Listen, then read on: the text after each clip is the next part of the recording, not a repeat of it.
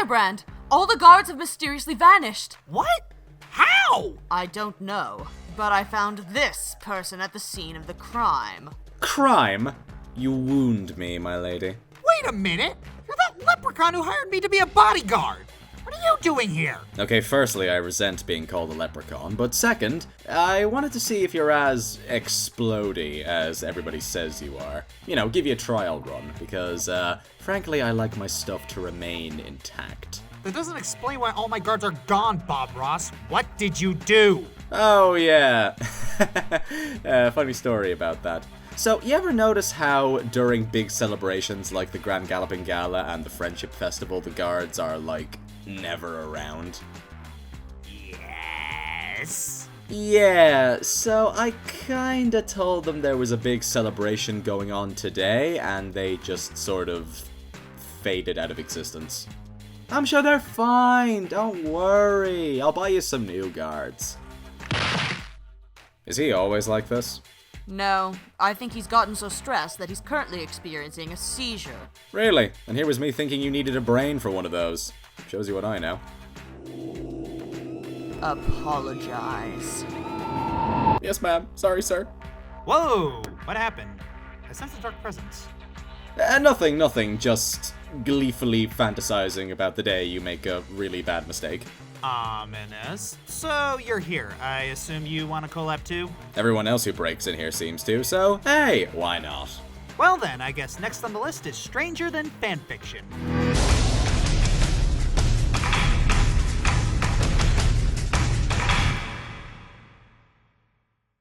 So, this episode opens up in DK64's Crystal Caves, where Daring Do almost falls off a stone bridge. Can't she fly?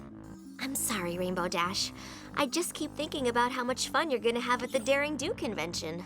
I wish Princess Celestia didn't need my help with the Friendship Summit in Griffinstone. I missed 2 conventions because of school. So, a convention based entirely around a book series. Next you'll be telling me there's a convention regarding a television show for little girls. Nice to see RD is getting her cosplay on, though. So it turns out that AK Yearling almost never goes to conventions. Sounds like Lauren Faust. At the convention, Rainbow runs into a fellow fan named Quibblepants. The poor fellow. Then there's a dialogue about examining the close details to create the perfect costume. Daring Do says she, quote, barely made it past the trap's barrage of arrows, unquote. But clearly, Daring Do is embellishing, and the correct number of arrows is 20! Yeah, I think we've all met that guy at conventions. We're analysts. I think we are that guy. True. The two seem to hit it off, and they go around the stuff you might see at a convention, like themed events, vendor booths, and... those. Honestly, I don't know what's more insane. The PG bondage pillow, the one on the left giving bedroom eyes, or that the show drew attention to the fact that these exist in the first place. But then they get into their first argument, whether or not the original trilogy counts. Please don't. I'm not saying those books don't exist. I'm saying that I refuse to acknowledge them. You know, I think many of us are guilty of this behavior. Many times we can be overdramatic and snobby when it comes to our opinions. Can we just say that we don't like something? Nope, we gotta make a big ol' song and dance about it. In a performance, such as a video review, it's usually fine, but in regular conversation, there's no one to impress. I think these things tend to happen when some of us find someone who does have a differing opinion. For some people, it doesn't come across as a free exchange of ideas, and it can feel more like an outright attack on what they think. We often tie our identity to our opinions, whether they be political, religious, or based on entertainment. So it can feel like someone is criticizing you when they deconstruct something that you like. Which is sad because a few centuries ago, intellectuals mostly didn't have this sort of problem. People still connected thinking with doing and were prepared to alter their way of life as the result of a chain of reasoning. Did you just quote the Screw Tape Letters? I may have a problem. I think May is putting it mildly. Why would you even come to this convention if you hate Daring Do so much? I don't hate Daring Do. The first series was smart and cool and an amazing nod to old-time serialized adventure books that somehow manages to be self-reflexive and ironic while at the same time celebrating the art form without a hint of cynicism. I feel like this is a metaphor for Star Wars. I'm more interested in the waitress's reaction in the back. She's probably just like, yep, another convention, another argument, same crud, different day. Which is why I came here to ask A.K. Yearling, muzzle to muzzle, why she sold out and dumbed down the rest of her books into just a series of impossible action sequences. Are you sure this is not a metaphor for Star Wars? Personally, I'm getting more vibes of the Game of Thrones fandom. So then Rainbow tries to find A.K. Yearling and asks the hotel staff, who, understandably, don't respond to Rainbow. Celebrities gotta be careful about crazy fans. I've got to talk to you. It's an emergency. Not here. I think the horse fame has gotten to her head. Then AK reveals that technically she's on another adventure. But what are you doing here?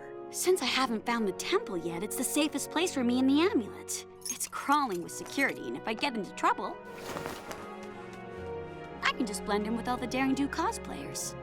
I mean, hey, you don't get to be a successful writer without being smart. Most of the time. Does a pony who only likes your first trilogy qualify as suspicious? Just checking.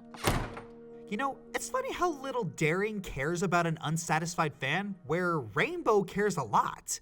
It's like Daring has frequently gotten these sort of complaints and knows that she's not gonna please everyone. Priorities, I suppose. It might also have to do with the fact that Rainbow knows that in the long run, Daring won't really have a problem with Caballeron. I mean, in her books, she's probably gone up against him a bunch of times. Rainbow knows that the guy can be beaten, so the threat of him stealing an amulet to her isn't as big of a priority as shutting Quibble up is. Whereas with Daring, it's the opposite. I find all this fanfare around my archenemy disturbing. Oh, please, wait until you see the fan art. You gotta give points for the creativity of this scene. The only other fiction I've seen tackle the idea of a villain visiting a celebration of their enemy is the Flash Museum. It's a pretty surreal idea, and I like that they draw attention to it. Then Rainbow runs into Quibble again.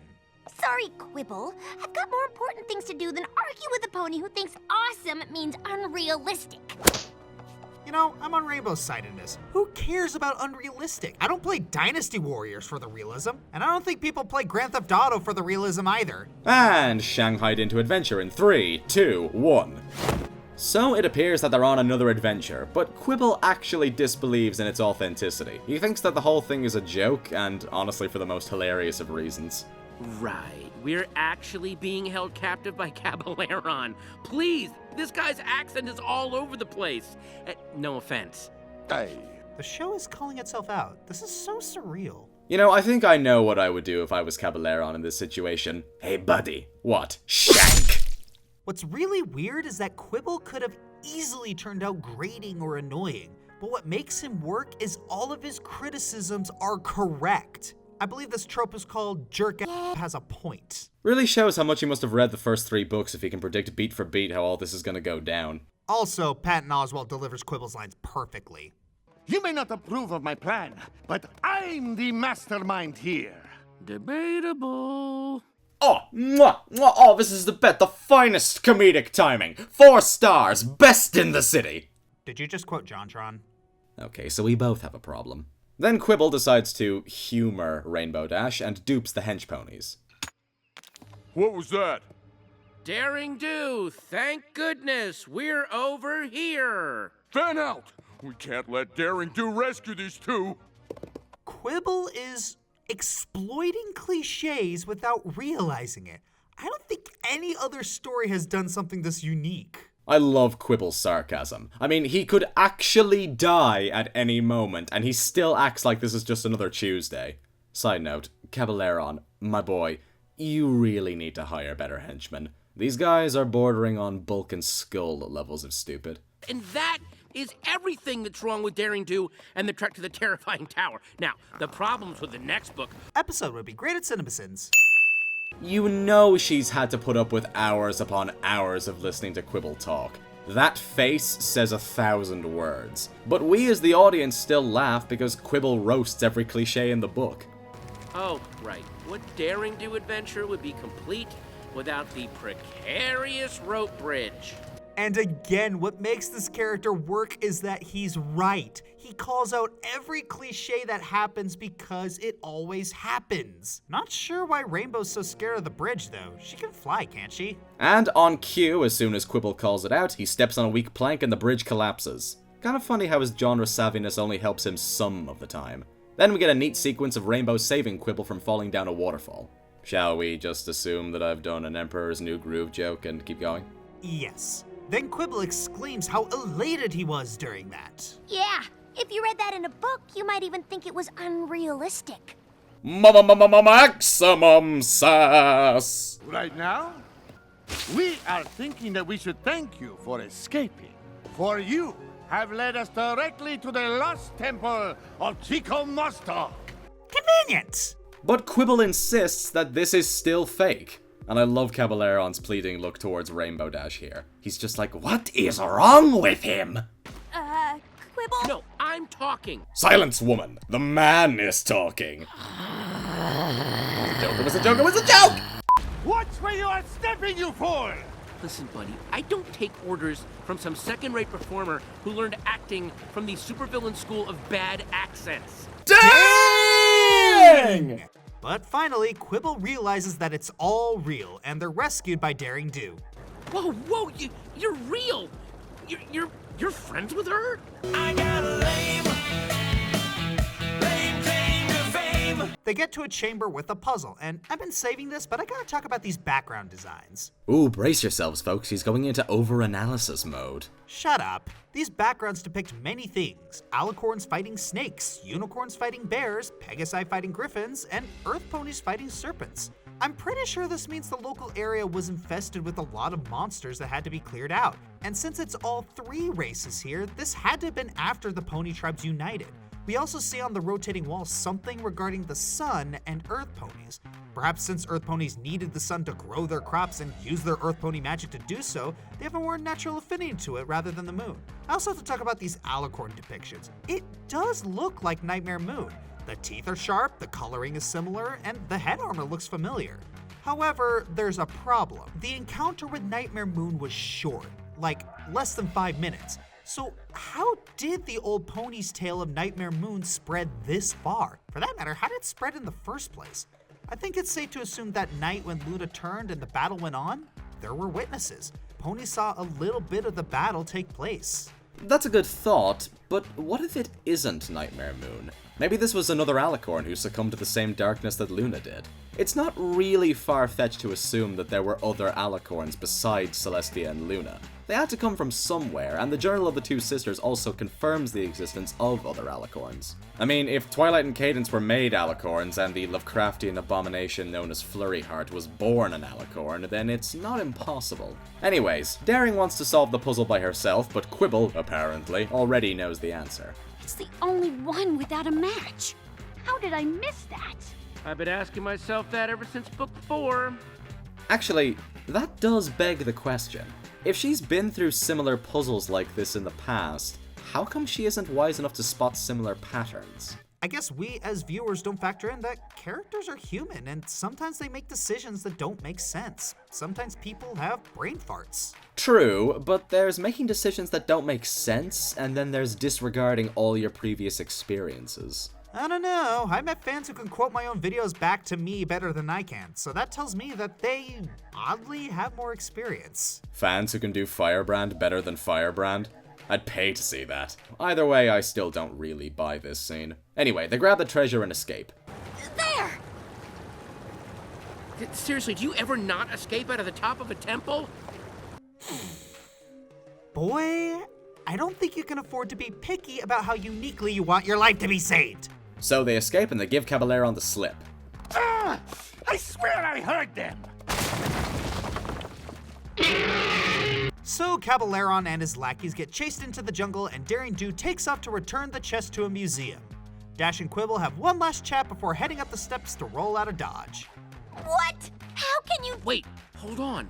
Before we get in another fight, I think I finally figured it out. I love the Daring Do that solves puzzles and uses her brain to get out of tough situations. You love the Daring Do that is brave and awesome and comes out on top no matter what the odds. Okay. And that's okay. And herein lies, in my opinion, the strongest point of the episode.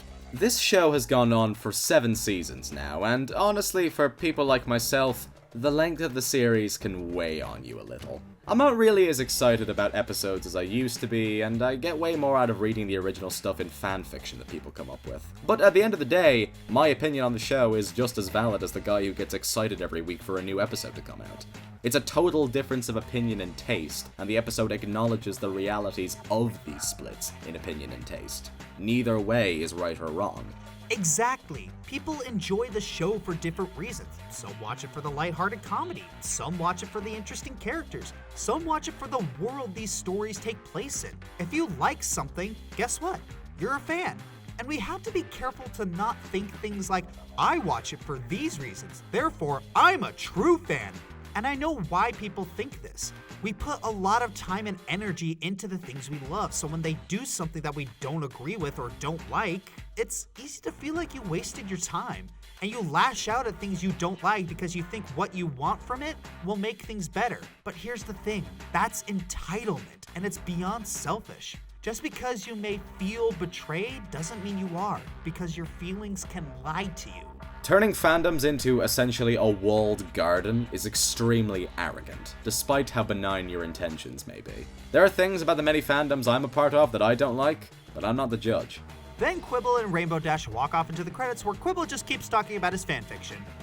There's a side character. I don't want to kind of name it right now because it's sort of this thing that I've already written a lot of fan fiction on. I don't want, not that I'm saying you would steal it. I can relate.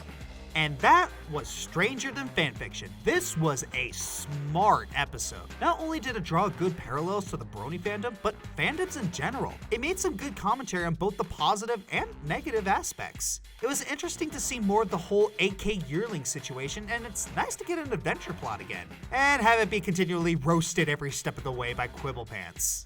Quibblepants could easily have been one of the most annoying side characters in the entire series, but his dialogue is so sharp and so witty that he fits in perfectly into the episode. His commentary, his snark, his sometimes laughable unawareness of his surroundings, he's easily one of the best one-off characters the show has ever produced. I guess you can relate. And what are you talking about?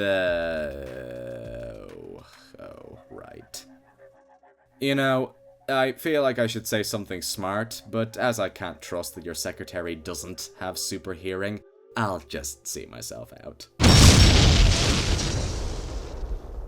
He needs to work on his survival instinct. I think he takes making quips a little too seriously.